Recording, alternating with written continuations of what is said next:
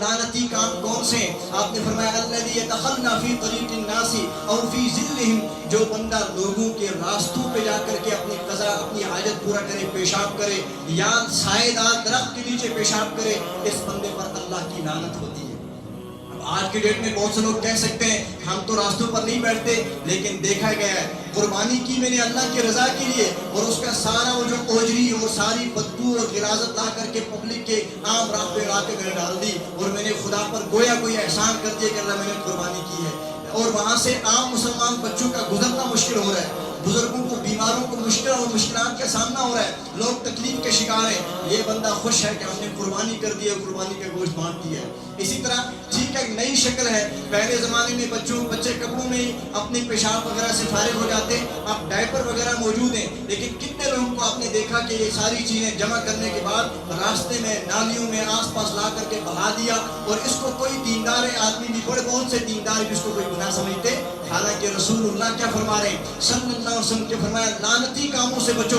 लोगों के रास्तों में पेशाब करने वाले, अब पेशाब आप पैक करके फेंक दें डायपर की शक्ल में या वैसे बैठे, बात तो सेम हुई। या इसी तरह के फरमाया जो सायादार दरख्तों को और लोगों की राहत की जगहों को खराब करता है, उस पर अल्लाह की लानत। अब बताइए कितनी राहत की जगह ऐसी है जो सुबह शाम हमारा इसके शिकार होती है। रास्ते में आदमी गाड़ी चला रहा है, ड्राइव कर रहा है और अपने अहलो यार फैमिली को लेकर जा रहा है, इस दौरान फैमिली को खाने की चीजें थमा दी, कोई केले खा रहा है, कोई कुछ खा रहा है और रास्ते में शीशे से फेंक दिया, इसकी कोई परवाह नहीं है कि मेरे सामने कौन जा रहा है। कभी बच्चों पर पड़ता है, कोई थूक देता है, उसको नहीं एहसास होता कि पास वाली सवारी पर मत गिरेगा। और बहुत सी मरतबा हम देखते हैं इस किस्म की चीजें रास्तों पर होती है, कुछ लोग गिर भी पड़ते हैं, लेकिन इन तमाम चीजों को लोग गुनाह समझते हैं। हालांकि रसूलुल्लाह क्या फरमा रहे हैं सल्लल्लाहु अलैहि वसल्लम, लानती कामों से बचो, ये वही लानती काम तो है। इसी तरह इसके अलावा बेशुमार रिवायात हैं जिनमें आप पर इस्लाम ने तहारत, नज़ाफत, पाकीज़गी का हुक्म दिया।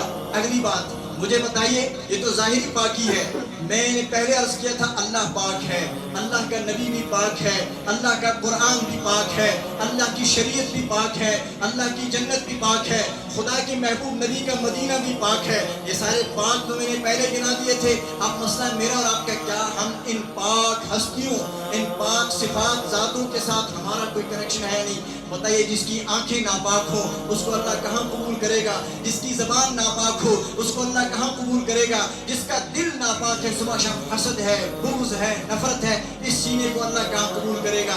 जब मुसलमान नापाकी में मुलव्वस हो गया, चाहे इसकी आंखों की गिलाजत हो, चाहे इसकी ज़बान की गिलाजत हो, चाहे इसके दिल की आलूदगी हो, नतीजा ये निकलता है कि ये इंसान अल्लाह ताला की बारगाह में मरदूद हो जाता है। आखिरी बात, आपके पास कोई चीज हो अच्छी खासी कीमती हो, वो आलूदा और नापाक हो गई, बताइए आप क्या करते हैं? पहले मरहले पर आप उसको साफ करने की कोशिश करते हैं, ऐसा ही है। और अगर पाक साफ करना मुमकिन ना हो तो क्या करते हैं?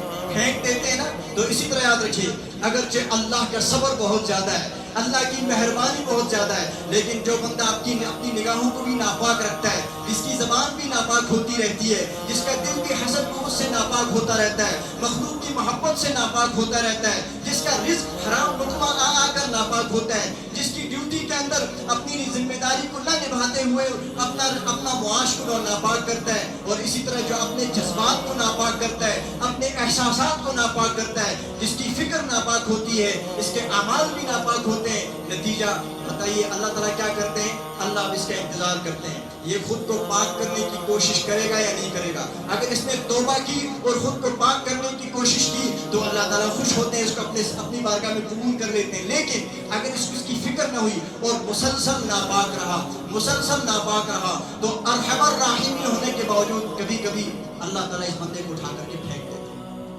डस्टबिन में हम भी चीजों को फेंकते हैं, खुदा भी उठाकर फेंक देता है। और फिर खुदा का फेंकना कैसा होता है? फिर ऐसी चीजों का आदमी शिकार होता है कि बगैर बीमारी के बीमार, बगैर परेशानी के परेशान, सब कुछ होते हुए डिप्रेशन में, सब कुछ होते हुए अंदर से ज़मीर मुर्दा है। क्यों?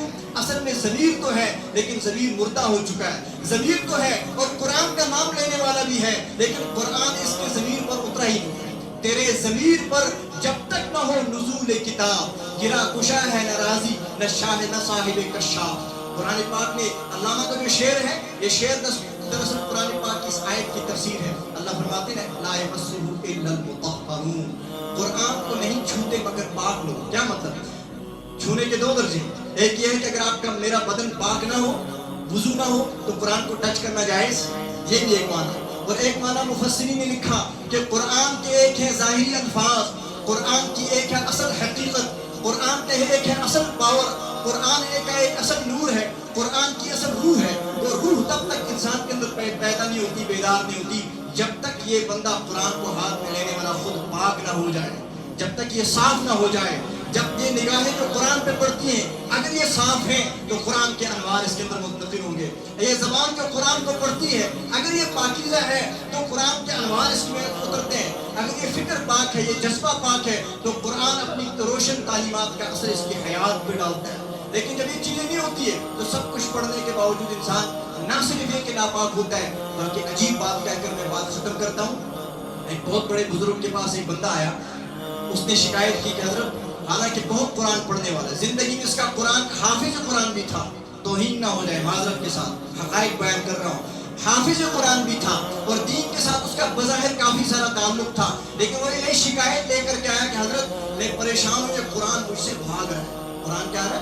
भागने का मतलब मैं याद करता हूँ मुझे भूल जाता है, मैं पढ़ता हूँ मेरी ज़बान भी अटकती है और मुझे पढ़ने में दुश्वारी होती है। अब मैं मुझे लगता है कि मुझ पर सहर तो नहीं हुआ, अब ये इसको सहर और जादू समझ करके इसका इलाज कर रहा है। लेकिन निगाह मर्द मोमिन, निगाह मर्द मोमिन, अल्लाह के हबीब ने फरमाया इत्तकू फिरासत अल मोमिन, इलाज हकीकी अमराज देखने हो तो किसी मर्द मोमिन के साथ सामने आ जाओ।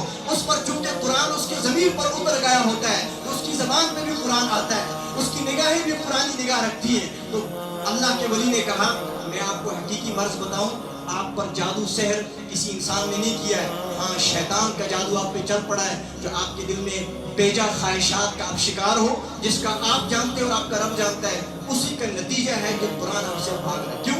तो कुरान के अनवार आपके बदन में एक नापाकी गैर महसूस तरीके से जारी है, अल्लाह का नूरानी कुरान से निकल रहा है। अल्लाह ताला हम सबको पाक होने की तौफीक अता फरमाए, अपनी ज़बानों को, अपनी आँखों को, अपने दिल को, अपने ख़यालात को और अपने रिज़्क़ को पाक करने की कोशिश करने की तौफीक दे। रसूलुल्लाह सल्लल्लाहु अलैहि वसल्लम ने एक मौके पर फरमाया, आखिरी बात फरमाया या अय्युहर रुसूल, कुरान पाक की आयत पढ़ी, फरमाया अल्लाह फरमाते हैं अपने नबियों से, ए रसूलो, ए पैगम्बरों, कुलू मिनत तय्यिबाति वअमलू सालिहा, ए नबियों हलाल रिज़्क़ खाओ और नेक अमल करो। मुफस्सिरीन ने कहा पहले हलाल और पाकीज़ा खाने की बात आई, दूसरे नंबर पर नेक अमाल की बात क्यों आई?